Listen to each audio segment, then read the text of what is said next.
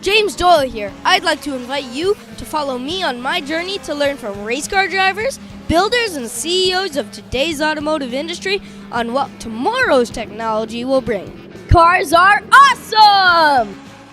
Hey, James Doyle here, and we're at the Toronto Motorama. Now I'm here with one of the greatest welders that I've ever met. So I'm here with Schwartz. So how are you doing today? James, how are you doing this morning? It's great to be here with you.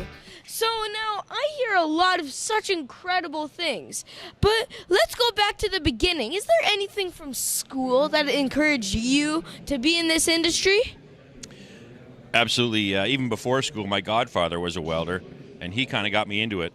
But then I did go to Conestoga College for trade school, and they were great there. They taught us everything we needed to know, all the equipment we needed to use, and by that time I was already self-employed, and I already had the real welding itch, and I just wanted to keep going with it.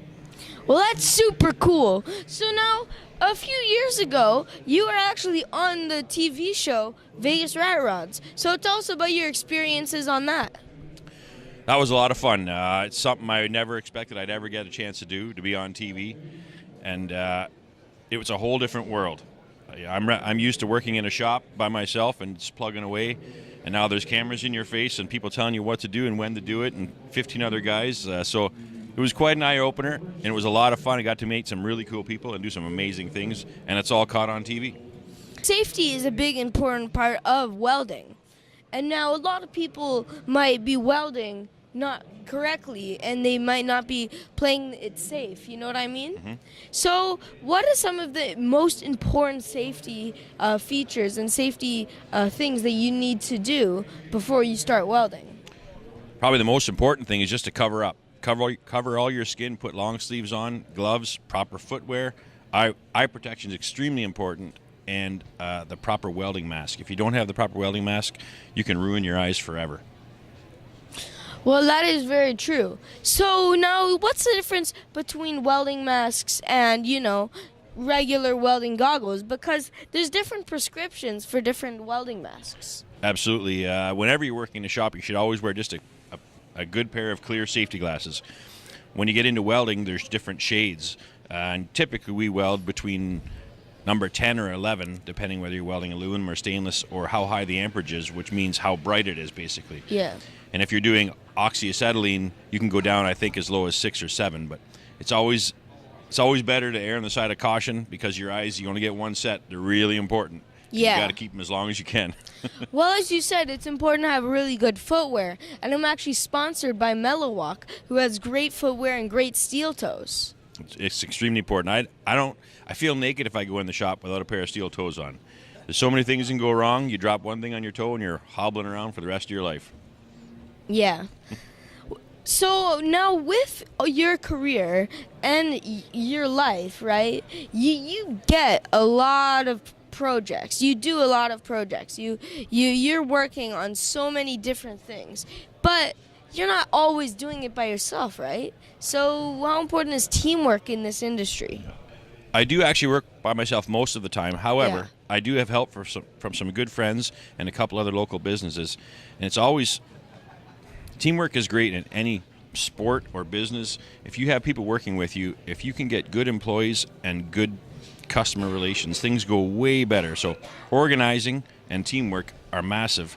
Again, I said I work by myself much of the time, but I also have good suppliers who take good care of me and send me the right stuff when I ask in a timely manner. So even though I work by myself, you truthfully are kind of at the mercy of some other people. So if you pick those people well, it's going to help you out a lot. And is there a few suppliers that you'd like to mention? My main two suppliers are Horton Hot Rod Parts out of Milton and Welder Series out of Breslau. So tell us about your life in high school and the kind of sport that got you into this industry. Yep. When I went to high school, it was a little while ago. I'm a bit older than you.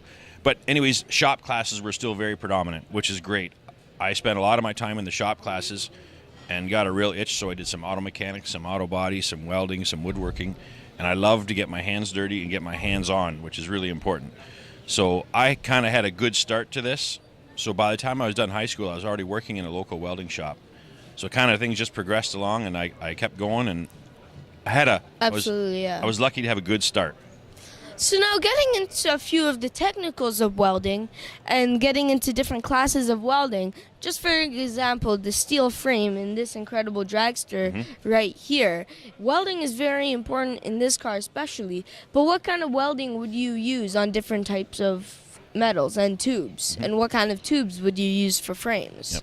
This car behind me is probably made out of chrome moly tubing, and usually you want to TIG weld that. It's very controllable and doesn't put a lot of heat into the material, because with chrome moly, too much heat will make it brittle and it'll break, and you certainly don't want this one breaking. So most of the stuff I do in my shop is TIG welding. If we get into heavier stuff and a lot of length of weld, quite often we'll do some MIG welding. There's also stick welding, which is used a lot of times in putting up buildings like this. They do a lot of stick welding. But the main two processes for me are MIG welding and TIG welding. TIG welding being in the forefront of that. Yeah. You can weld just about, well, anything that can be welded, you can weld with TIG welding. And so it's got a real broad range of what you can do, and you have a lot of control about how small or big you want it and the heat input. So it makes it pretty desirable. And really cool. So now I have a car company and I have to build a frame. But what would you suggest, what kind of tube would you suggest for me to build? Now, correct me if I'm wrong, you're thinking on the electric car end of things? Yeah, hybrid. Right. So you might want to consider aluminum.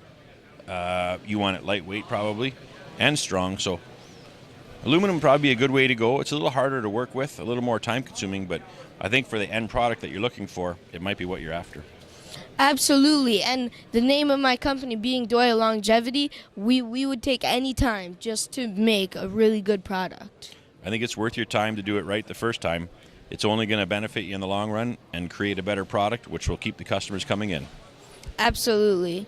So what are the kind of clients that you have and the people that are working in your shop? And what's your website? Yep. So most of my customers, I like to say, are middle-aged to a little older. They've saved up their money and they want to do these projects. I have a small percentage of customers have a lot of money, and it doesn't matter how old they are, but I want to say most of my customers are average hot rodders that have been thinking about this project for a number of years, and I'm able to help them get it kind of out of the basement and moving along. I only work kind of from the steering wheel down. I'm a fabricator by trade, so I do chassis work, suspension work, and kind of mount the body, the steering column, the brake pedal, and usually my customers will take it from there. And you can find my company at schwartzwelding.com.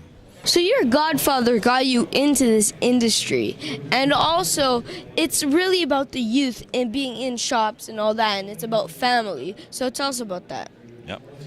My godfather was a welding teacher when I was growing up, and so I quickly took a liking to that, and he was happy to show me some tips and tricks, and I do credit him for getting me into it. I'm a big fan of youth getting into any industry. I have the simple term, I like to see people get their hands dirty.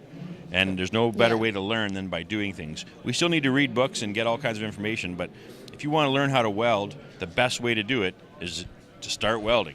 With a little bit of guidance, you can usually figure it out. So I'm a huge fan of that, and I wish they would keep more shop classes in the high schools. They're all kind of going away. They come and go a little bit, but we really need to keep the shop classes in school and keep some of these kids focused and looking forward to the next job availability, because we have a real gap in the trades. We're going to be missing a lot of people. We're coming up very shortly to where most of our trades people are retiring, and now we need to fill that gap with new, young, fresh people. Absolutely. James, I noticed you have a Hobart tag there on your coveralls. Yeah. Do you deal with Hobart? Yep, we have an incredible Hobart plasma cutter. It's really the top of the line, the 40i. It's a great plasma cutter. It does so many great things. It's very power efficient, so it really is a great plasma cutter. It's really awesome that you're getting these sponsors to follow up behind you. You know, again, we talk about the youth of today, and it's super cool that they want to help you out and get you motivated and point in the right direction. Absolutely. So thank you so much, Grant, for all this time telling us about welding and your family and everything. So thank you so much. Thanks, James. Nice talking to you. This has been a great way to start off the morning of the Toronto Motorama.